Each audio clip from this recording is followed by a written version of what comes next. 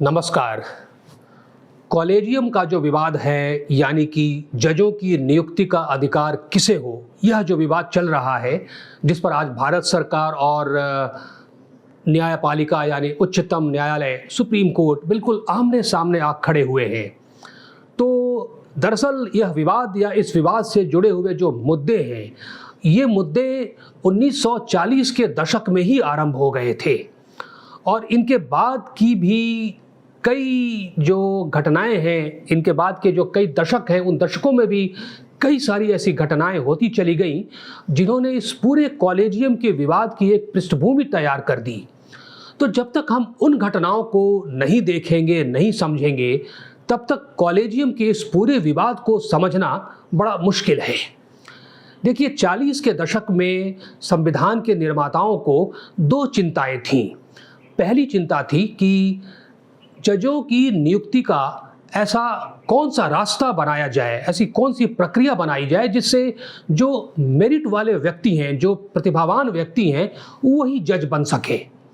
जो उनकी दूसरी चिंता थी वो ये थी कि ऐसी कौन सी प्रक्रिया अपनाई जाए जिससे जजों का जो चुनाव हो उसमें सरकार की दखलंदाजी ना हो, संसद की दखलंदाजी ना हो, यानी कि कार्यपालिका और विधायिका की दखलंदाजी उसमें ना हो और न्यायपालिका बिल्कुल स्वतंत्र रूप से कार्य कर सके।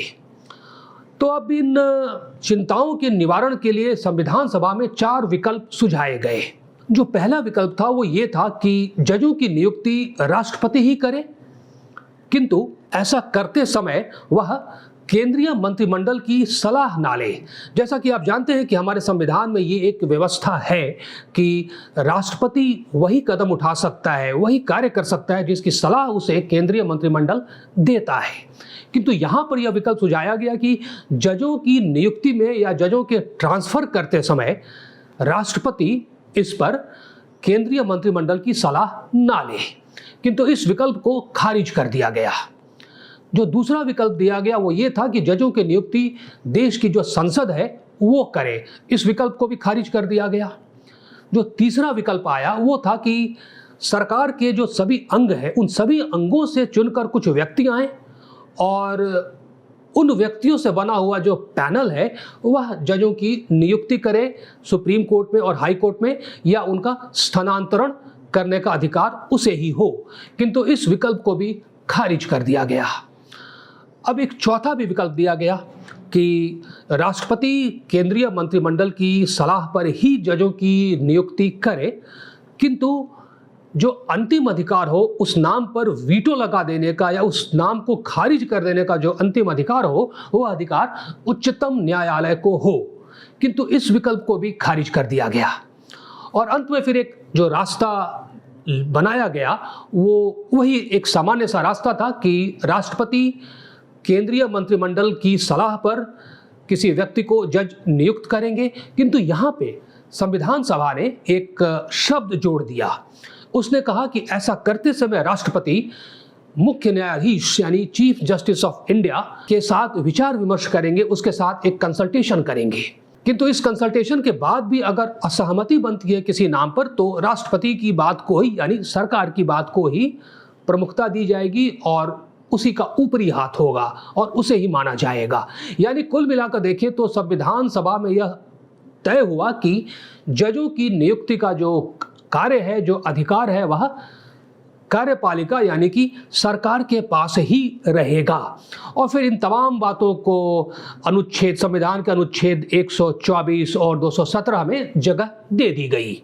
यह व्यवस्था चलने लगी, किंतु व्यावहारिकता में थोड़ा परिवर्तन आया कि यह पूरी प्रक्रिया सरकार की ओर से आरंभ ना होकर उच्चतम न्यायालय की ओर से आरंभ होती थी। यानी उच्चतम न्यायालय ही किसी नाम पर विचार करके उस नाम को सरकार के पास भेजता था और तब उस पर केंद्रीय कानून मंत्री उसकी खोजबीन जांच पड़ताल करते थे इंटेलिजेंस ब्यूरो या कई अन्य एजेंसियों के माध्यम से। उसके बाद प्रधानमंत्री के साथ विचार विमर्श करके अगर सहमति होती थी तो या इस नाम पर तैयार होते थे तो फिर इस नाम को राष्ट्रपति को भेज दिया जाता था कि भाई आप इस पर मुहर लगा दीजिए। और अगर असहमति होती थी तो भी इसे सुप्रीम कोर्ट को भेज दिया जाता था कि भाई इस नाम पे हम तैयार नहीं है। और तब चाहकर भी सुप्रीम कोर्ट कुछ नहीं कर सकती थी, क्योंकि सारा का सारा अधिकार संविधान के अनुसार सरकार को ही था। तो यह व्यवस्था उसके बाद चलती रही। 1958 में जाकर एक घटना घटती है। 1958 में भारत का लॉ कमीशन एक अपनी रिपोर्ट देता है और उसमें कुछ चिंताएं व्यक्त करता है। वो कहता है कि भारत सरकार जो जजों को चुन रही है तो उसमें कुछ पक्षपात हो जा रहा है और जिसके कारण जो प्रतिभावान व्यक्ति हैं जिन्हें जज बनना चाहिए था, कुछ प्रतिभावान व्यक्ति वो नहीं बन पा रहे हैं। एक दूसरी चिंता भी लॉ कमीशन ने जताई और वो ये थी कि जजों की नियुक्ति पर नाम का विचार करते समय भारत सरकार उस व्यक्ति के धर्म, संप्रदाय आदि को भी देख रही है, तो यह भी एक चिंता का विषय है। किंतु लॉ कमीशन की इस रपट या रिपोर्ट के बाद भी सब कुछ वैसा ही चलता रहा और भारत सरकार के पास ही सारी शक्ति और अधिकार रहे। 1970 में एक घटना होती है, 70 में नहीं, 70 के दशक में, 70 के दशक में फिर एक घटना होती है। वहाँ पे सुप्रीम कोर्ट में एक केस पहुँचता है जो बड़ा विख्यात हुआ केशव नंदा भारती केस के नाम से। यह केस जजों की नियुक्ति के मामले से जुड़ा हुआ नहीं था, किंतु फिर भी इस मामले पर, इस केशव नंदा भारती में निर्णय देते समय बहुमत से जो सुप्रीम कोर्ट की जजों की बेंच थी उसने एक बात कही। उसने कहा कि संसद को इस देश के संविधान में संशोधन करने का अधिकार तो है, किंतु वह ऐसा संशोधन नहीं कर सकती है जिससे इस संविधान के जो बेसिक फीचर्स हैं, जो बेसिक ढांचा है, वही बदल जा रहा हो। अब इस बात से इंदिरा गांधी की सरकार को बहुत दुख पहुंचा। ये बात इंदिरा गांधी को बहुत नागवार गुजरी, क्योंकि इंदिरा गांधी को लगा कि सदन में उनके पक्ष, उनके दल, उनकी पार्टी की बहुलता होते हुए भी अब वह संविधान में खुले मन से कोई संशोधन नहीं कर सकती है। अगर कोई संशोधन करती भी है तो वह संसद तो पास कर देगा, किंतु न्यायपालिका उस पर यह गौर करेगी या कर सकती है कि इससे संविधान के बेसिक फीचर में कोई परिवर्तन तो नहीं आ गया। तो इंदिरा गांधी इससे बहुत रुष्ट हुई, इस निर्णय से, केशव नंदा भारती के केस के निर्णय से। किंतु बात आगे चलती रही। किंतु कुछ ही समय बाद उच्चतम न्यायालय में जो मुख्य न्यायाधीश थे वो सेवानिवृत्त हो रहे थे। तो स्पष्ट है कि उनकी सेवानिवृत्ति के बाद परंपरा के अनुसार जो सबसे वरीय जज हैं उन्हें मुख्य न्यायाधीश की कुर्सी पर बिठाया जाना चाहिए था। किंतु यहाँ पे इंदिरा गांधी ने इस परंपरा को तोड़ दिया और इस परंपरा को तोड़कर उन्होंने केशव नंदा भारती केस में एक जो न्यायाधीश थे जिन्होंने अपना ऐसा निर्णय दिया था जिसे माना नहीं गया था क्योंकि वो बहुलता में नहीं थे, किंतु उनका निर्णय इंदिरा गांधी की इच्छा के अनुरूप था। तो इंदिरा गांधी ने इन्हीं जज को, इन्हीं न्यायाधीश को तमाम वरीयता के जो परंपराएं हैं उसको तोड़ते हुए और दूसरे सीनियर जजेस को बाईपास करते हुए इन्हें मुख्य न्यायाधीश बना दिया। और तब यहाँ पर न्यायपालिका को लगा और इस देश में भी कई सारे वर्गों को ऐसा लगा कि कार्यपालिका यानी सरकार जो है वह न्यायपालिका में अब हस्तक्षेप करने लगी है और इससे न्यायपालिका की स्वतंत्रता को खतरा हो रहा है। किंतु कुछ हो नहीं सकता था, तो बात हो गई और बात आगे चलती रही। अब हम आते हैं 1981 में। 1981 में क्या होता है कि भारत सरकार कुछ जजों की अस्थायी तौर पर नियुक्ति करती है, शॉर्ट टर्म नियुक्ति करती है। कुछ जजों का वो ट्रांसफ़र भी करती है और कुछ ऐसे भी जज हैं जिन्हें जज नहीं बनाया जाता है। तो इन तमाम कथनों की कई सारी आलोचनाएं होती हैं। ये 1981 की बात है और इस पर कई सारी याचिकाएं दायर की जाती हैं सरकार के इन कदमों के खिलाफ में। इन्हीं याचिकाओं में एक याचिका थी जो दायर की गई थी एसपी गुप्ता के तरफ से। एसपी गुप्ता उस समय इलाहाबाद हाई कोर्ट में अटॉर्नी थे। अब यहाँ पे एसपी गुप्ता का दो कहना था। पहली उनकी मांग थी कि संविधान में जो यह लिखा हुआ है कि जजों की नियुक्ति करते समय राष्ट्रपति मुख्य न्यायाधीश के साथ कंसल्टेशन करेंगे, तो उस कंसल्टेशन का अर्थ सिर्फ विचार विमर्श नहीं होना चाहिए, बल्कि उसका अर्थ सहमति होना चाहिए। यानी कि अगर दोनों की सहमति नहीं है तो उस नाम पर नियुक्ति नहीं हो सकती, उस नाम को जज नहीं बनाया जा सकता है। ये उनकी पहली मांग थी कि कंसल्टेशन का अर्थ सहमति होना चाहिए, केवल विचार विमर्श नहीं होना चाहिए। उनकी दूसरी जो मांग थी वो ये थी कि और अगर असहमति हो गई इस कंसल्टेशन में मुख्य न्यायाधीश और राष्ट्रपति के बीच, यानी सरकार के बीच, सरकार और मुख्य न्यायाधीश के बीच। तो वैसे में अंतिम अधिकार जो है वह न्यायपालिका यानी उच्चतम न्यायालय के मुख्य न्यायाधीश का होना चाहिए कि वो वीटो लगा सकें कि नहीं, इस नाम को जज नहीं बनाया जाएगा। यानी कि यहाँ पे एसपी गुप्ता का यह कहना था कि जो जजों की नियुक्ति का अधिकार अब तक पूरा का पूरा सरकार के पास है, वह अब पूरा का पूरा उच्चतम न्यायालय के पास आ जाना चाहिए।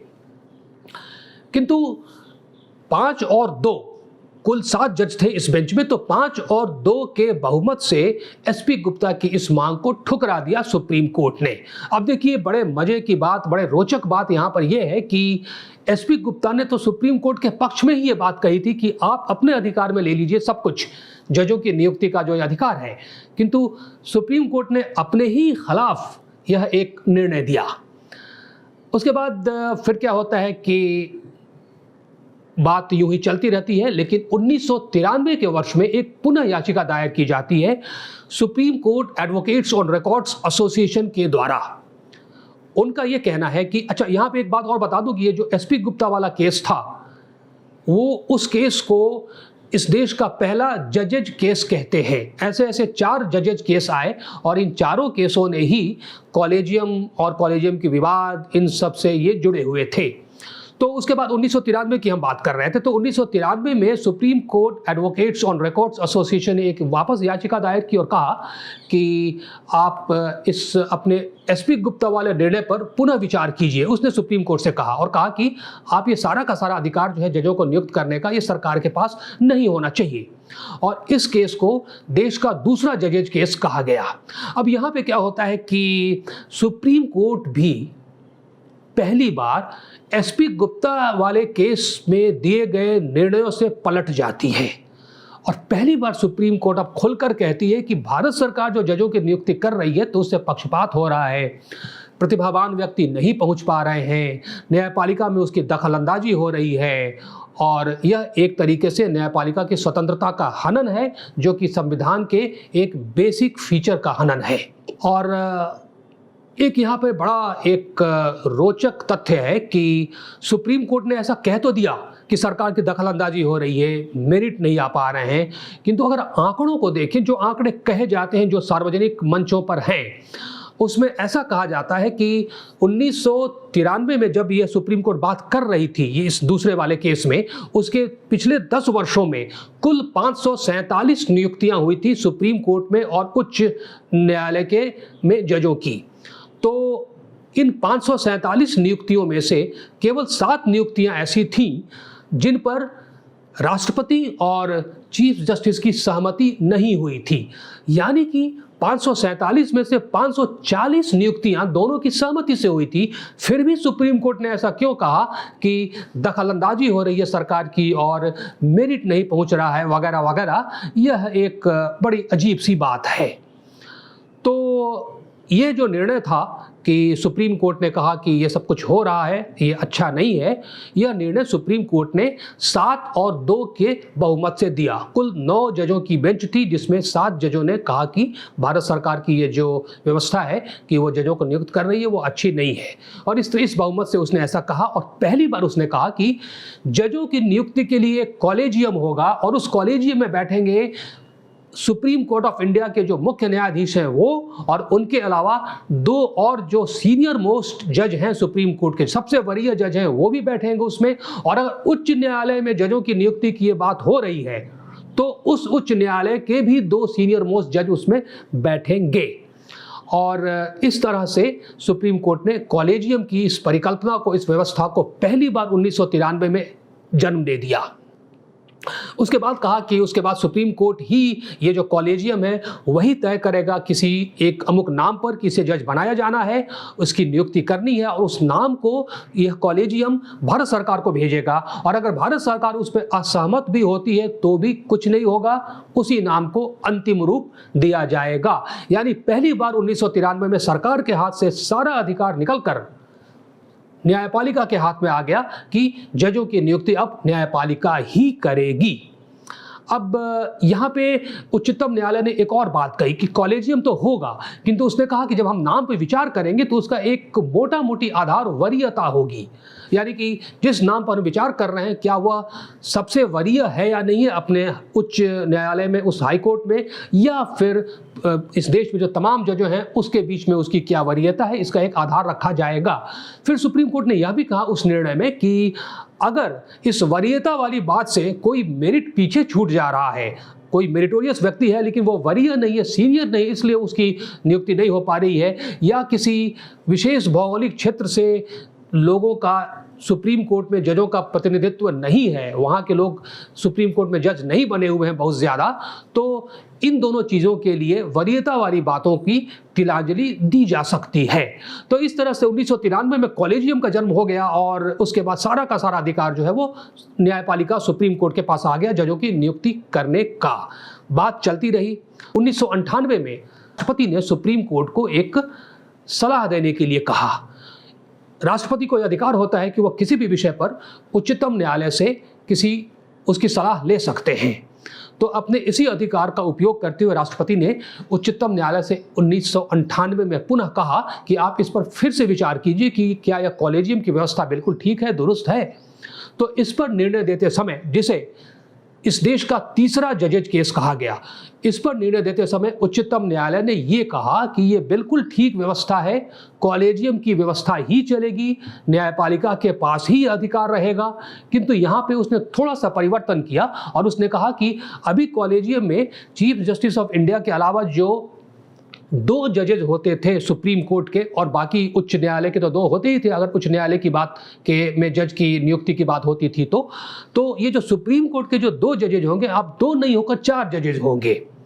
और उसने यह भी कहा कि चीफ जस्टिस जिस नाम को आगे करेगा कॉलेजियम की आपसी बातचीत में, उस नाम पर अगर ये सुप्रीम कोर्ट के 4 जजों में से कम 3 जज अगर सहमत नहीं है तो फिर चीफ जस्टिस उस नाम को छोड़ देगा और फिर तब दूसरे नाम पर विचार करेगा। यानी कि चीफ जस्टिस के द्वारा सुझाए गए नाम कॉलेजियम के अंदर में, उस पर भी ये जो 4 जज हैं सुप्रीम कोर्ट के, उनमें से कम 3 जज की सहमति होनी चाहिए। और तब उसके बाद कॉलेजियम यानी कि चीफ जस्टिस ऑफ इंडिया, इस जो कॉलेजियम के एक तरीके से हेड हो गए, वो इस नाम को तब कानून मंत्री को भेजेंगे, भारत सरकार को भेजेंगे। उसके बाद अगर भारत सरकार इस पर सहमत है तो अच्छी बात है, और अगर असहमत होकर लौटा भी देती है तो भी अगर सुप्रीम कोर्ट इस पर अड़ी रहेगी तो फिर सुप्रीम कोर्ट की ही बात मानी जाएगी। और इस तरह से इस 1998 में इस तीसरे जजेस केस में भी कॉलेजियम की बात को ही माना गया और उसके बाद कॉलेजियम की व्यवस्था और सुदृढ़ हो गई, यानी न्यायपालिका के हाथ में अधिकार बड़ी मजबूती से आ गया।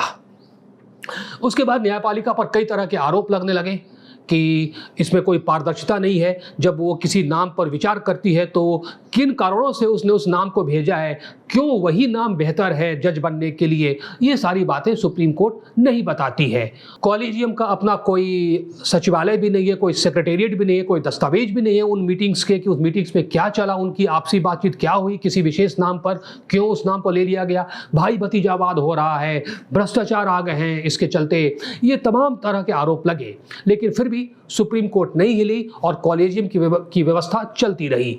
2013 में स्वराज इंडिया नाम के एक ट्रस्ट ने एक बार फिर से पब्लिक इंटरेस्ट लिटिगेशन दायर किया सुप्रीम कोर्ट में कि इस कॉलेजियम की व्यवस्था को आप फिर से इस पर विचार कीजिए, ये शायद ठीक नहीं है।